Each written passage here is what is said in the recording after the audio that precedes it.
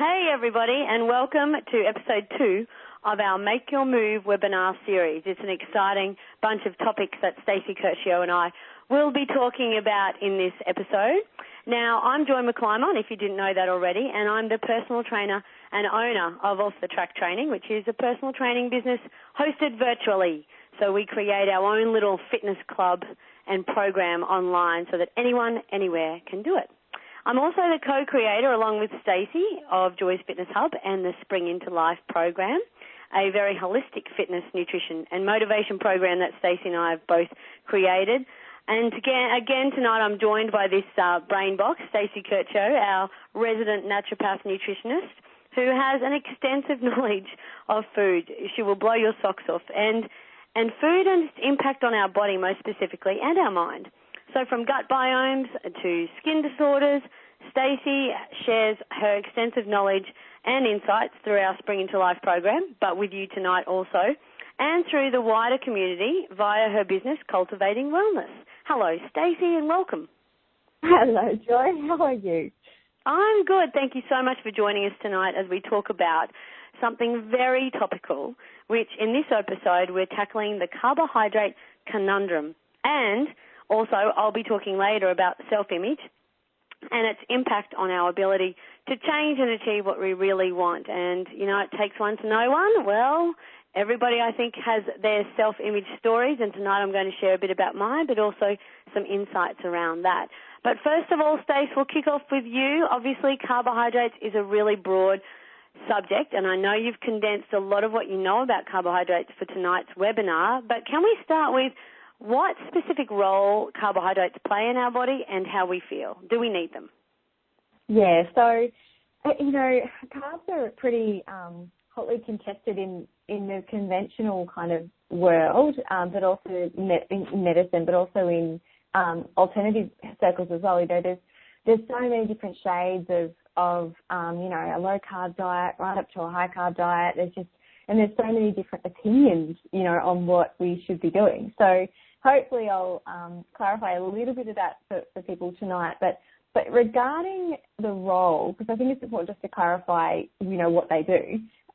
So the role that carbohydrates play in our body and also, you know, how they make us feel, essentially they're a macronutrient, so like fats and protein, which means that we need them in pretty decent amounts versus our micronutrients, which are more, you know, vitamins and minerals, so we need them in much smaller quantities. The carbs basically convert into glucose in the body, and so that's why they're known as energy foods. But they're also needed for growth, they're also needed for metabolism, and they're also needed for structure.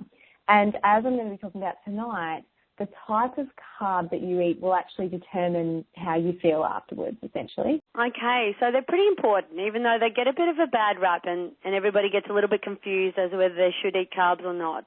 But as you said, Stace, you know, it's a lot about, you know, individual differences all of the time and everybody's different.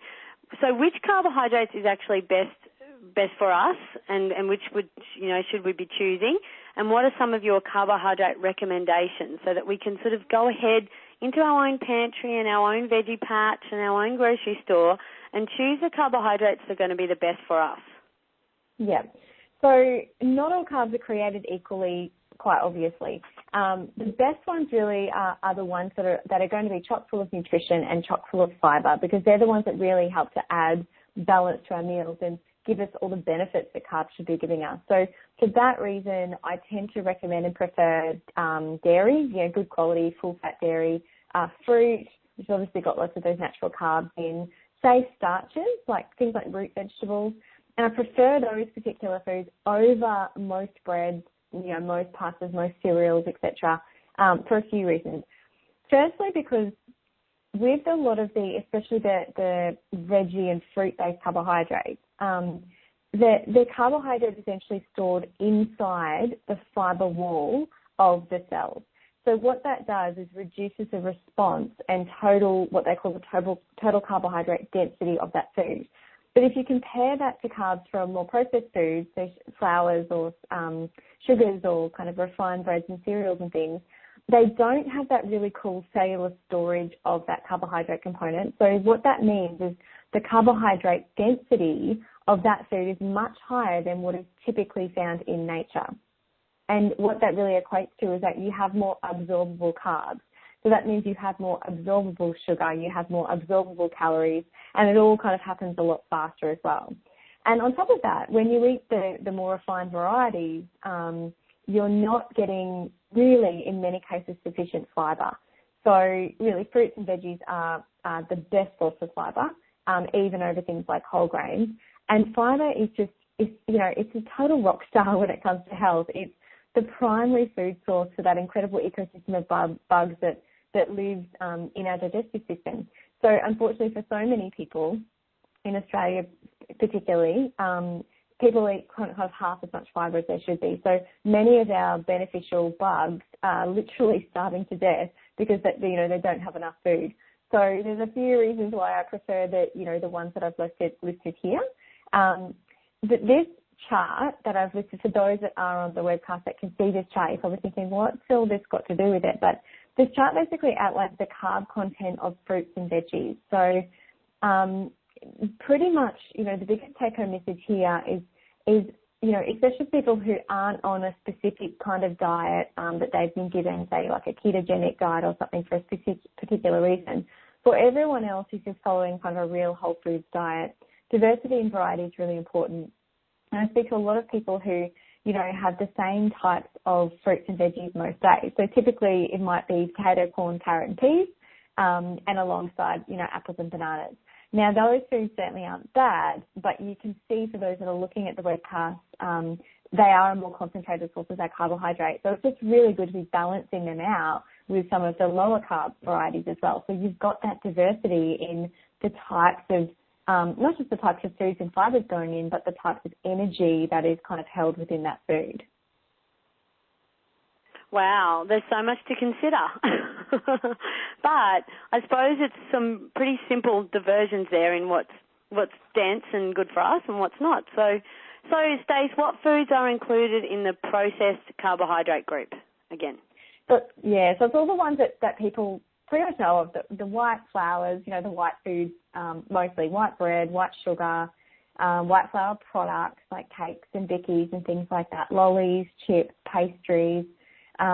They're all confectionery. They're all what I would consider, to be processed carbs. And they're also the foods that are really ubiquitous in the Western diet.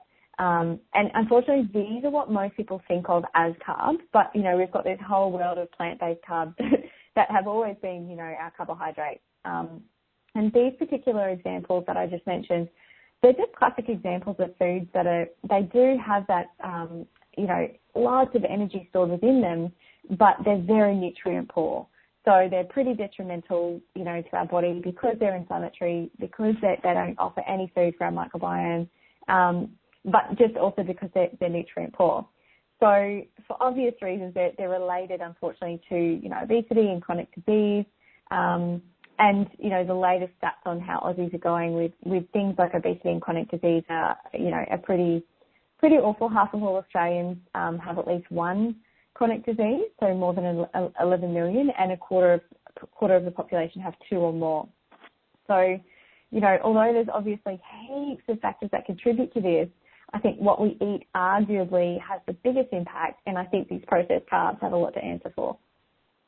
It's an interesting topic and one that is getting a lot of traction in today's society, especially in foodie world where everybody talks about food all the time, which you're in the thick of, Stace. So that's you'll obviously have your finger on the pulse when it comes to the latest research around carbohydrates.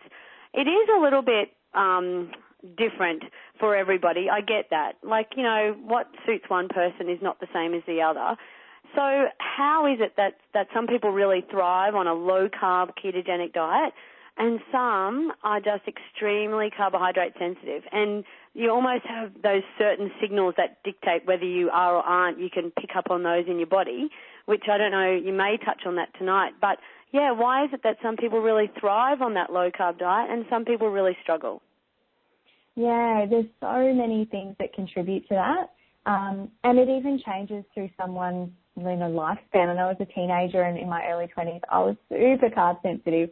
But now that I've got a little bit fitter, I've got a bit more muscle mass, hormonally I'm more balanced. I can handle carbohydrates a lot better than what I used to be able to. So, there's a lot of things that contribute, and I'll get to some of the more common ones in a minute. But firstly, to be able to basically understand, why people, some people can be on that, like you said, very sensitive to carbohydrates, and others can, have pretty much a high carbohydrate diet. It's important to get your head around insulin. So insulin is the main hormone that pretty much tells the body what to do with the food that you've just eaten.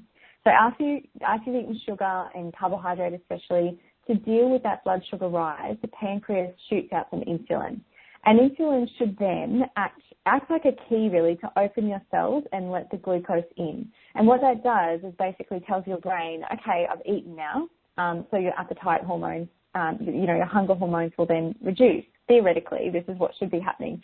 The problems can arise when people essentially have too many sweets and treats, and that spikes their blood sugar levels, and over time, the insulin can struggle to keep up with demand. So when the pancreas gets, tired of having to produce so much insulin, those cell receptors become resistant to the effects of insulin. So that's called insulin resistance, and it's basically can be a precursor to type 2 diabetes, and it does lead to type 2 diabetes for many people. But I guess it's something that's really encouraging is that in many cases, insulin resistance, it can be reversed, and those cells can become more insulin sensitive, and a lot of that has to do with activity, but also diet. So to answer the question, now you kind of got a quick 101 of insulin without going too much into kind of biochemistry there. But now I can get back to that question really about what determines carb tolerance. But firstly, let me just flick the slide here for those on the webcast. Firstly, genetics can play a role. So, for example, I have a particular genetic, a gene called the thrifty gene. So that means that I'm really carbohydrate sensitive, or can be, and I'm very good at storing energy as body fat. So lucky me. But, from an evolutionary perspective, this gene, this thrifty gene, was extremely helpful because it made someone like me more likely to survive the winters and more likely to be able to have babies. But the problem is that now this gene is at a total mismatch to our current environment. So I think that there's a lot of people who have these different kinds of, genes that can, but not always, but they can be just kind of increasing that level of sensitivity to someone, for someone. So that's the first thing, to consider. The second thing is, just pre-existing medical conditions. So if someone is really overweight, or has diabetes, then they're most likely going to have a low carbohydrate tolerance. And that's generally because their insulin signaling is going to be off and their cells are going to be pretty resistant to the effects of insulin. Thirdly, the gut health and the microbiome. Me, Joy, I can't go past talking a bit about bugs and the microbiome. But another study, has shown, or a recent study has shown that people's gut bugs actually impact their response to carbohydrates. So having really good gut health can certainly help with carbohydrate tolerance, and I'm sure we'll see a lot more about that, in the months and years to come. Hormones as well, so, thyroid and adrenal conditions, they can impact, what happens with insulin, being another, big hormone. They all kind of talk to each other. So, we even know during pregnancy and menopause, our response and demands for carbohydrates can change. Also, age and body composition. So aging is associated with an increase in, generally, it doesn't have to be, but generally is associated with an increase in body weight, especially a little increase, even for healthier people, a little increase of visceral fat or belly fat. And often with aging comes the reduction of lean muscle mass as well. Now that is not always the case if you work on it, especially with someone like yourself, but for a lot of people this is what happens. They lose a bit of muscle and they gain a bit of body fat as they age. But the good news is that, this is reversible, as I mentioned. But what happens is when there is, for people who do gain a bit more weight around their belly, and they've got a loss in muscle mass, is basically means that they're a little bit more insulin resistant, which means they are a little bit more sensitive to carbohydrates. So just need to be really careful with that. But generally, the lower someone's kind of waist is in centimeters, the better their carbohydrate tolerance is. Now, that's a really broad statement, but that's kind of just something to keep in mind. So often when if I see, for example, diabetics and people that are very overweight, we start off on quite a low carbohydrate diet, and then, as they actually develop more muscle mass, as they become more active and as they lose visceral fat, their carbohydrate tolerance increases. So always we work on quality carbohydrates, but it's really interesting how the quantity and how some of the response to that can change as their body composition changes. Exercise too, the carbohydrate need essentially can be relative to the type of activity someone's doing. So again, really important to factor that in. You think about kids and things, they're generally pretty active. So, they generally tolerate carbohydrates much better. And finally, the time of the day that you're eating, the carbohydrate can matter too. So one study showed that when people were given exactly the same meals, so these were macronutrient matched meals, which means they had the same amount of carbs, proteins and fats for breakfast and dinner, they had more of an increase in insulin and poorer glucose signaling at night, even though the meals were the same. So essentially, our body clock has this really clever internal clock, which can govern how we respond to food. So it looks like glucose tolerance declines as the day gets on. So the take-home message there is that it's best to eat your carbohydrate-rich meals in the first half of the day. And I know I said finally, but one more that I did think of is sleep. And I think it's often overlooked. Lack of sleep and poor quality sleep can have a noticeable effect on blood sugar levels. So you can see that there is a lot to factor in. Someone's genetics, their medical history, their gut health, their age, how fit they are, when they're eating their carbohydrates, all those kinds of things can determine carb tolerance. So I certainly don't want people to get too bogged down in, oh my gosh, well, how am I supposed to know? But what my point here is just to demonstrate that there are a lot of factors that go into it, and that is why there's so much debate, and that's why there's so many different shades of a carbohydrate level that suit different people, because there's so many different factors that, that we have to consider, and we're all really unique. And, there's certainly a happy place for everyone. So it's just, often it comes down to a bit of trial and error, really, to find that happy place for you. And I'm a thrifty Gina too, aren't I, Stace? You are. Yeah. Partners in crime. You wouldn't think that two thrifty Ginas would be running a health and fitness program. Very unlikely. Anyway, we are. Okay, guys. So Stace has given us a bucket load of information, but most important to Stace and I is that it's always about progress over time and being patient. And we always focus on stepping things out simply, taking one step at a time, because when there's too much information and you've got too much to do to change, you don't start anything. And so we want you walking away from tonight with something that you can actually apply. So, Stace, give us some examples of how to actually begin, sifting through our carbohydrates. For sure. So firstly, if you're eating bread, just choose the best one possible. There's such a big spectrum of different kinds of bread. Really the best ones would be the dark, the seedy, the heavy, and the ones that have been really preferably prepared using traditional methods. So things like either sprouted breads or fermented types like sourdough. So that would be your best variety. So if you're not quite ready to give up that bread, then certainly just choosing the best quality is going to help. Secondly, if you're a heavy grain consumer, and you don't want to cut out grains altogether, or that just seems pretty overwhelming or, not very practical for you and your family, then just choose the best types of grains and rotate through these. So rather than having the same bread, pasta, cereal, for example, or rice, alternate it, get some oats in there, get some different types of rice, whether it be wild rice or black rice or red rice, buckwheat, spelt, quinoa. These are foods that are pretty readily available these days. So I think we just rely a little bit too heavily on wheat. And if you're not wanting, to replace all your grains with veggies, then I think it's just important to even just start experimenting and start to replace some of the wheat-based foods. And one of the things that that I recommend when you're kind of slowly reducing the amount of grain-based carb you're having and replacing that with more veggies is this motto of halve the grain, double the veg. It's really simple. Just look at what you're doing, halve the grain and double the veg. Your body's going to feel a lot better for that, and you're going to be a lot more well-nourished for that. Then other things you could do is kind of reduce the amount of bread you're having at breakfast and, maybe replacing it with a sweet potato hash brown or something, which is really easy to make. Or you might replace the amount of cereal you're having with more fresh fruit. You can add more veggies to spaghetti and less pasta.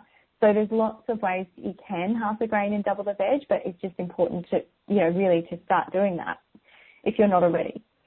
Also, making your environment really supportive of your goals. So it's going to be really hard to, go for fresh fruit as a snack if the Doritos or the Tiny Teddies or whatever it might be are staring at you every time you open the pantry. So it's important, if you don't want to be consuming those foods, don't buy them. It just helps so much if your environment is supporting your goals. And finally, if you do want something like cake or biscuits, then make it yourself, using real ingredients. If you want a sweet treat, then, choose a good quality dark chocolate instead of lollies. If you, even if something as simple, if you feel like you just can't let go of that little bit of sugar in your coffee, then choose a brown sugar instead of a white variety. So there's so many things that we can start to do, really, to head in the right direction. And there's just some really basic examples, but hopefully, they're a good guide for some, people listening. I think that is just like the 5 most practical tips that we could give you, and you've given us tonight about carbohydrates. So I'm going to make sure I post that in the Facebook group. So if you haven't got access to the slides tonight, we'll chuck it in there because that is gold.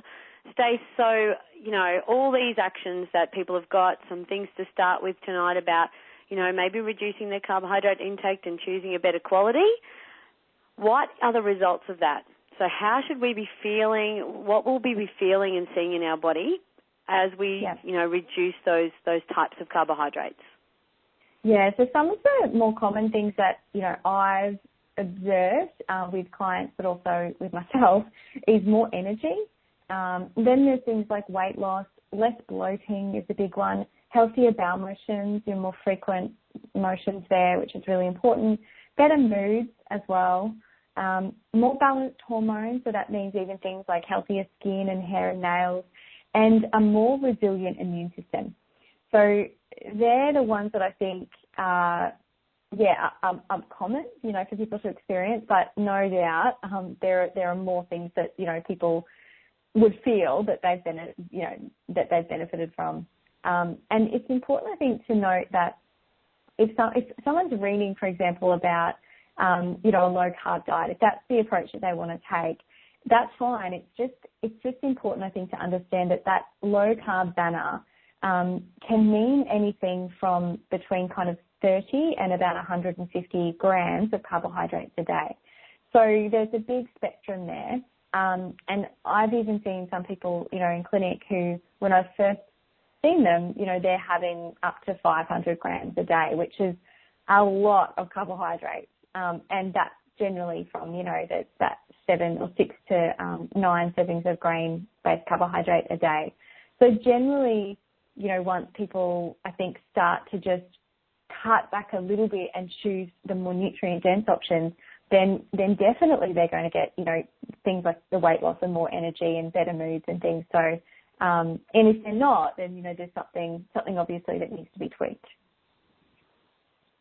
Interesting. Well, I suppose that's why it is such an extensive topic, because there's all those different levels of carbohydrate tolerance. So, yeah, it can be a little bit confusing for people, no doubt. But I suppose, Stace, if people are exhibiting some of the signs associated with carbohydrate sensitivity, then it is a sign for them to actually take action. Would you agree? Definitely. And it's always good to get a blood test to see, well, what is going on with my insulin and blood glucose and things if anyone's, concerned. But generally, just doing something as simple as, like I said, halve grain, double the veg is a really good place to start. And it doesn't, although I've been, delving into the complicated side of things, it really doesn't need to be complicated. The quality matters more than the quantity. So although, you know, we've talked about, okay, well, there's everything from the ketogenic, which is 30 grams, right up to, you know, and then you've got low carb, and then you've got right up to the 500, 600 mark. None of that really compares to focusing on the quality of that carbohydrate. So that really is, you know, one of the biggest take-home messages as well. Yeah, for sure. So, Stace, talking about take-home messages, I know you like to leave us with some take-home messages, so hit us with them.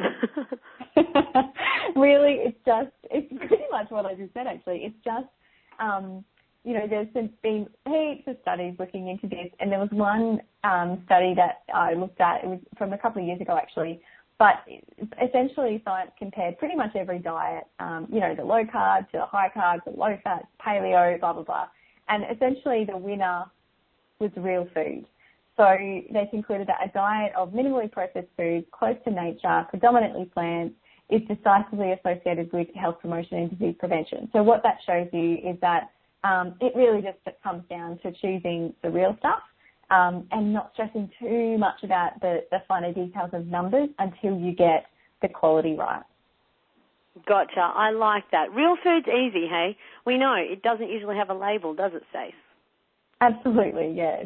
And it doesn't need to be complicated. It doesn't need to be kind of MasterChef standards. It's just getting back to basics, really, and choosing those real whole foods. Awesome. And like on that final slide, I love it. Do you want to read that out, just in case people can't see it? Yes. It's a Julia Child quote, and I love Julia Child. But she says, you don't have to cook fancy or complicated masterpieces, just good food from fresh ingredients. That's it, guys. That's your take-home message in a nutshell, and I'm sure that you can all do that. Like, that's 100% achievable. Just put the packet stuff away. You know, we can't be too lazy when it comes to food. It's all for a very good cause. Stace, that's awesome, and I'm sure that if anybody's got any questions, guys, pop them in the Q&A box. And even in the Fitness, Food and Motivation Facebook group, you guys are probably all members of that, so if you'd like to ask a question about tonight's call, then please pop in there and fire away. But in saying that, Stace, oh, sorry, go, Stace. No, I was just going to say, definitely ask any questions in there and tag me, and I'll be sure to respond. Ripper, that's the go. That's what we like. A bit of communication and reach out if you need support, guys. Don't leave anything unanswered and up in the air, because we like to talk to people about food and fitness, don't we? We do. We sure do. Yeah, absolutely.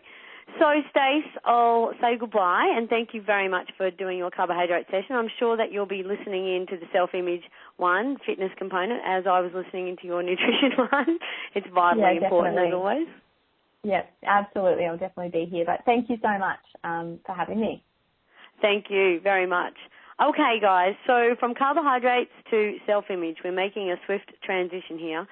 Self-image, you know what? I was thinking about this topic a lot, obviously preparing for tonight, and thinking, you know, a couple of years ago, maybe 5, I would not have thought that self-image was a topic that I would talk about on a fitness session. And you know, I never even considered it as being something that was important. But now, after training so many people, having so many consults, listening to people's stories, you know, tuning into my own battles in my own mind, I now believe that self-image is actually the most significant thing when it comes to making any sort of change or achieving anything with your physical fitness. It is absolutely paramount that we work on what we see ourselves to be, and that has a marked impact on what actually happens. More of an impact than how many hours a week you train, more of an impact even on, you know, whether you eat half carbohydrates or not. In fact, self-image will determine whether you do any of that. In fact, if you have a poor self-image, you're likely not even to bother. So we're going to talk a little bit about that tonight. Basically, what you reflect is what you get. How we look, feel and act, and this is one of my quotes, sorry to bug you, but how we look, feel and act is actually a reflection of what we eat, think and do. Now, I'm going to use a little example in here, and I hope I don't offend anyone, but it's only because I've experienced this exact thing. I honestly had in my mind that I was overweight and fat for a huge part of my 20s, okay? Most of my 20s. I really did believe that. I was overweight, carrying extra weight. I was ugly, fat, all those things. Do you know how badly I ate? Do you know how many, eating a whole packet of grapes and a whole loaf of bread, because I had this terrible story in my head about who I was, and I didn't deserve to be eating well, and I wasn't nourishing my body, and I was just binging and eating rubbish. And so basically, that terrible self-image story that I had going on in my head determined what I looked like, what I thought about most of the time, what I ate, and ultimately on how I performed and how I performed at work, how much I trained, how much ability I had physically. It determined all of those things. So self-image really is critical, and I can reflect on that now because I'm no longer 20, but it's something that still happens even as an older person. We slip into these doubts and have these barriers and challenges that we have going on in our mind about what's possible for us. So when I talk about self-image, I'm really talking about it being the driver to the 4 Ps, which is positivity, problem solving, perspective, and possibilities. So the 4 Ps really are the driving factors behind change and achievement. So most people that undergo a fitness program, they want to change or achieve something. Everybody that joins wants to see change or achieve something. Rarely people will join if everything's humming along fine. They'll join because they know they need something to keep them on track. So this is what we talk about in the Hub and in the Spring into Life program. We talk about, okay, what is it you want to change or achieve? Now, the determining factors as to whether that and what they want to change or achieve happens is their ability to stay positive. Now, we all will dip in and out of feeling like it's no good and I'm failing and all those sorts of things, but generally, over the long term, staying positive will keep your motivation high and it will keep you doing the do. I know that sounds silly, but it will keep you doing it, and that's where the winning happens, is consistency, and we talked about that a little bit last week. So positivity is a big component behind self-image. Having a positive self-image will also make you a problem solver. You will see solutions beyond the problems. This is a massive element. So many people get stifled from just seeing the problem in front of them. And their own negativity and their inability to see beyond that stops them from progressing. So, for example, it might be that they've got a sore knee, or that they haven't got enough time, or the weather's too cold, or the weather's too hot, or they feel like they're too overweight to start, or they feel like they're too old. All these problems, these barriers are there, slamming them in the face, and when they've got a poor self-image, they can't see beyond that barrier. So they're unable to be a problem solver. The 3rd P is perspective. This is just so important to have. Putting your position in life in perspective to others makes you feel actually okay.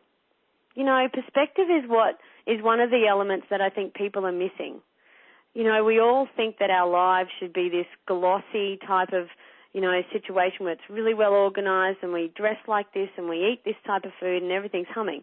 What we don't have is perspective on the fact that, I'm actually doing okay compared to the rest of the population. I'm actually ticking a few boxes here. If we have that perspective on our own, achievement in life, and we have, an ability to look around and say, actually, I'm in a pretty good position here. I've got a great family, supportive husband, I've got enough money to eat, I'm not down to my last packet of rice bubbles, then that perspective actually makes us feel more positive about what we're doing and how we're living. And the 4th one is possibilities. When you have a poor self-image, you don't see the possibilities for you. You are stifled by the impossibilities. And it's very similar to the problem solving. But the possibilities are almost the big dreams, the big goals, and the big things you want to achieve in life. They're the possibilities. But when we have a poor self-image about what we can do and who we are, then those possibilities never become reality because we're too bogged down in what and why that can't happen and why it's impossible. So we live this this cycle of regenerating those impossibilities. And we don't ever think that those dreams and those things we really want to achieve and change can actually happen. And they actually can, but we have to believe in it first. So that's a bit of a long explanation of self-image and its importance on what we change or achieve. Basically, what your head is saying is written all across your face and your body. If you're telling yourself a really crappy story about who you are, what you can do, and what you look like, then that is exactly what you portray to the world. Exactly. Like you can tell when somebody's in a bad mood. You can tell when they've had a terrible morning. It's because internally in their mind, they've got this terrible story going on, and you can read it on their faces.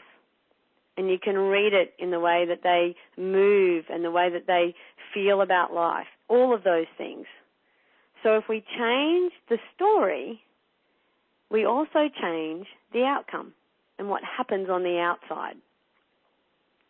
Okay, so let's move on to now labels, because we need to determine how this self-image gets created, and one of those is labels from other people and from ourselves.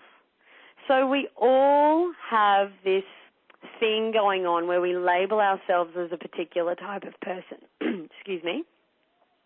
So we label ourselves as, well, in the fitness world, there's people that label themselves as exercisers and are pretty good at exercising, and their fitness, they like fitness and they do it regularly. They label themselves as that, so they find it pretty easy to sort of get fit and hum along and stay motivated. Those people are usually the people that played sport as a kid or have had some good physical role models, fit role models in their life, and maybe they've got a fit partner or kids that are active. So they label themselves as an exerciser because it is, one, culturally acceptable for them to be doing fitness, and the other thing is that they've grown up with it. Like I reflect on my childhood, and we always played sport, and we always trained, and we were always physically fit. So it was just part of the way we lived, and I never thought it was any different for anyone else. So we've got those people that exercise, and they label themselves as that. The problem with that group, just quickly, is that if they've grown up really physically fit, and they're involved in sport, and then life happens, and they're no longer like that anymore, they find it really demoralizing to reflect on their has-been days and their going-forward days. So I call it post-extreme exercise syndrome, when it's people that were really doing lots of sport and then stopped and won't go back to it because they're still cruelled by how they exercised back in the old days, and they don't want to do that again, and they can't move forward into anything. But even people get it when they reflect on, how fit they were in their 20s, and then they're in their 40s and trying to regain that, and they get, disheartened by it all. It's a common occurrence, but, there's nothing stopping you from progressing forward. And we all change, our body shape changes, our lifestyle changes, but it doesn't mean that it has to be the end of physical fitness for you. So there is certainly lots of stuff that you can do. So the second group of people in the labels department, and you guys will be listening and probably slotting yourself into certain groups, are the non-exercisers but the want-tos. So they don't exercise, they've never grown up with exercise, but they badly want to. And they feel a little self-conscious about where to start. They feel like they're a bit out of place. They definitely are the people that walk into a gym and just feel like the odd bod and want to get out of there as soon as possible. They're the people that lack the confidence and the knowledge of what to do, and they need to be guided a lot with what to do, how to do it, and once they're supported and humming along, they're a changed person because they actually want to become an exerciser. They've labelled themselves as a person that's a non-exerciser but has a belief in wanting to do it and a desire. So that label helps them through, and that self-belief as well underpins that. There's also the group, and this is the danger group, and we'll all know somebody in this group that we badly want to help, but they just don't want a bar of us. I know heaps. It's the never exercise, don't want to. Don't believe it's important, don't believe it's critical, but they have labelled themselves as that, and they are sticking to their guns because nothing will convince them otherwise. Now, you know what the thing is about this group is that they're stuck. They've labelled themselves as a never exerciser and don't want to, and they've probably told people about that, and they've probably had lots of arguments with people and saying, oh, I don't believe in exercise, not just work hard, and, you know, they've portrayed it to the world. And so they almost set themselves up for having to live that label for the rest of their life because they can't admit at any point that they've changed their mind.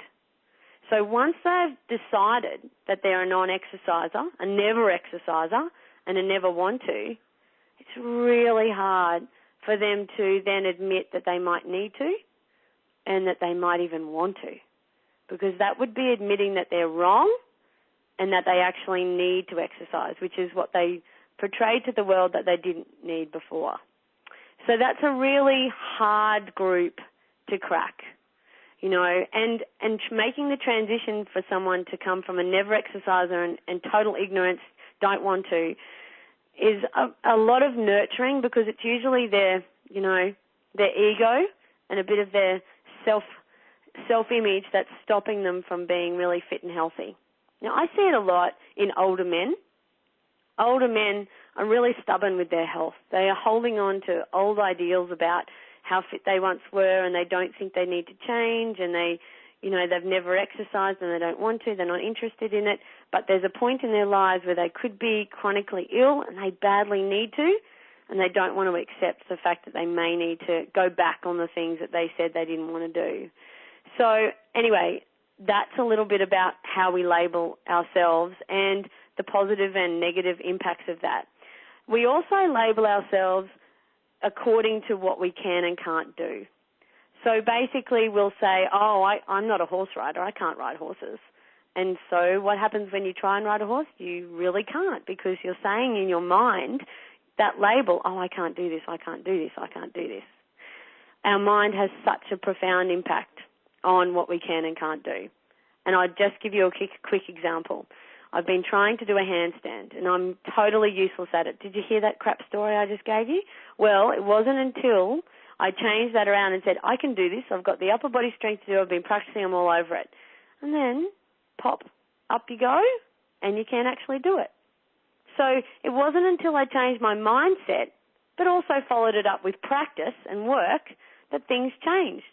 But before I said, well, when I was saying I can't do it, I wasn't even really practicing. I was just resigning myself to the fact that I can't. And that's what a lot of people do with fitness. Oh, I can't run, 2K. I can't do 5 push-ups. I can't do this, balancing on one leg. I can't. They label it. They judge it. They label themselves. And then, they feel like, oh, well, I'm not going to try. So how important, it's really vitally important that we change the language that we use when talking to ourselves about what we can and can't do. Regardless of what you actually believe you can and can't do, pushing that aside, just tell yourself the good story. Just tell yourself whatever it might mean, fake story, just tell yourself the good outcome. And if you tell it to yourself enough, you'll end up believing it, and your body and mind and everything will come to the party. Sounds a little bit hippie, but it actually works. So our labels determine how we perceive ourselves to be and how confident we are. And I see that a lot in the older generation. If they've labeled themselves as an exerciser or a non-exerciser or whatever it might be, they find it really hard to break that label because they've been living it for so long too. It's the same as if somebody labels themselves as overweight and useless. If you label yourself as that, it stops you from actually making progress because you're still sort of crueling yourself over being overweight. You're like whipping yourself and going, you useless cow, how dare you get this fat and la la. You're sort of crueling yourself over it.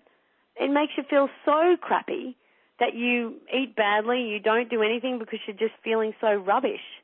But if you change that and stop telling yourself the crappy story and just tell yourself the good one for a bit, I bet you feel like you're a little bit, more motivated. You're kinder to yourself, and we've all got to be a little bit like that. Okay, which brings us next to a really important concept to tackle when we're talking about self-image and about our physical bodies. Women especially, we've got so many hang-ups about our bodies. We focus on the faults and the flaws. What's wrong with us, pimples, big bum, whatever it might be. I'm labeling my own, can't you tell? And all these things, crappy hair. There's like thousands of things we focus on that nobody cares or notices. And I'm telling you, nobody notices.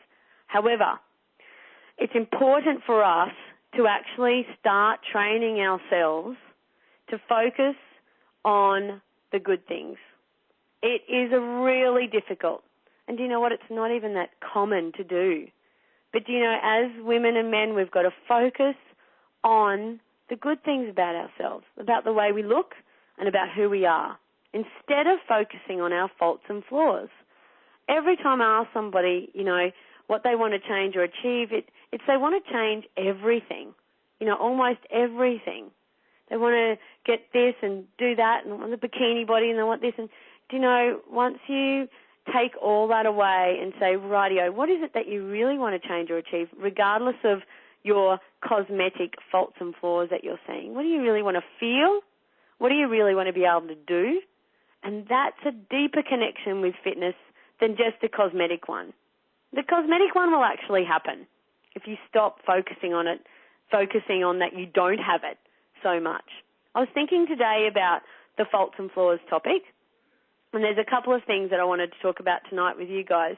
One is that, the bikini body has been this thing, that everybody wants to strive for. The body with the ability to wear a bikini. Now, regardless of my own personal opinion of that, which you can guess is pretty rubbish, because each to their own, I get that. However, that has become almost more important than striving for greater, gut health, greater cardiovascular fitness, greater bone density. It's almost become the only thing that people think of when they think about fitness.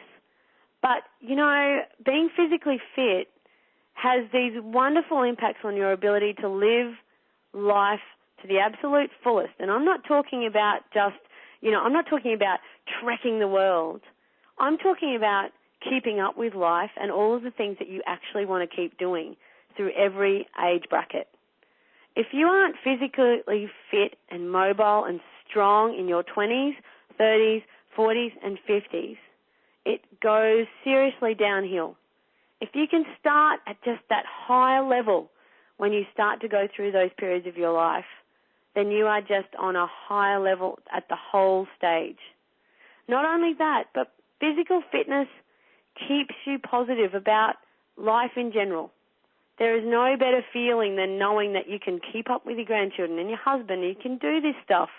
It's that buzz you get, that fire in your belly, that life is good. You see the solutions, you see the possibilities, and it keeps that positive vibe humming. But the other thing about focusing on faults and flaws is that it's almost culturally acceptable to criticize, and not just criticize other people, on their, bad behavior, or criticize people on their, whatever they did on the weekend, or how much money they have, or what they wear, but also criticize people that, may not look particularly like you think people should look. And we all know those little murmurs of rumors and stories and overhearing people say things about the way someone looks. So what that does with all of us in society is make us believe that, well, crap, if they're thinking that about that person, what are they saying about me? And it's almost like, well, isn't this just a firestorm of critical, murmurs, of criticism? It is just a firestorm. Because one person starts criticizing somebody and saying, oh, how dare she wear that, or, her bum's way too big for that. Then other people start thinking that's okay. And then we hear it, And then we start criticizing ourselves. So it almost reinforces the crappy self-talk. Criticizing others makes us focus on our faults and flaws even more. So breaking that cycle is a really important part of creating that positive self-image. Okay, so how do we get out of this? What's the winning reflection? Well, a couple of things. I want you to avoid reliving the nightmare. Give it a rest. You have already told yourself the story about how crappy it is that you can't do this, or you feel like that, or you can't fit into that. You've already told yourself that nightmare. Stop reliving it. Start telling yourself a new story, a good one. Tell yourself the story that you want to be true. So create it. Create the story that you want to be the norm, not the exception. So that's a really significant part of redesigning your self-image. How you see yourself, what you become, is all up to you and the story you tell yourself about who you are, what you can do, what you can achieve, and what you want to become. Now, I'm not saying that it will happen overnight, because over the last many years, you've no doubt practiced a really crappy story, and you've embedded that in your mind of how much you can't do or what's impossible for you and all that sort of palaver. And now I'm asking you to rejig that story and tell yourself a good one and make it something that means something to you. Doesn't mean anything to anybody else. It's only what's important to you. I can't reiterate that more. It's just so important to choose the things that are important to you, because when it's what you want, and really what you want, do you really care about that? Do you really want that to change? Do you really want to achieve that event? Don't choose it because somebody else is or what you've read in a magazine. Choose it because you want it, how you want to live your life. Create that story. Make it the thing that you tell yourself every day. And this brings us to the actions. This is what you need to do, and we all need to do it. Me too, everybody. We need to write our good story about who we are and what we can achieve. And it needs to start with I am and I will. I am, and just state what sort of person you want to be, how you want to feel. I will.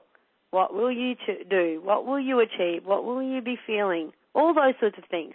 Make it specific to you. It can be short, sharp. It can be long. Doesn't matter. Don't judge it. Just put it down and make sure it means something to you. Find the words that actually resonate in your mind and keep it visible for you to see. And remember those key words. Whether it be a balanced life, whether it be rest days, whether it be enjoying family, whether it be eating nourishing food, just keep those keywords in your mind.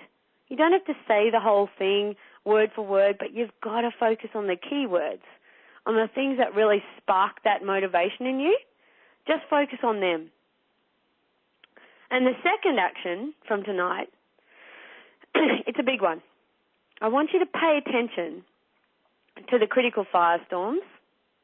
I want you to block them out when you hear them, and I want you to opt out of those conversations.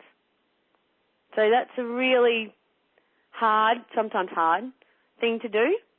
You don't have to be rude, but I think it's important that we start becoming aware of how we talk about other people and how we talk about ourselves.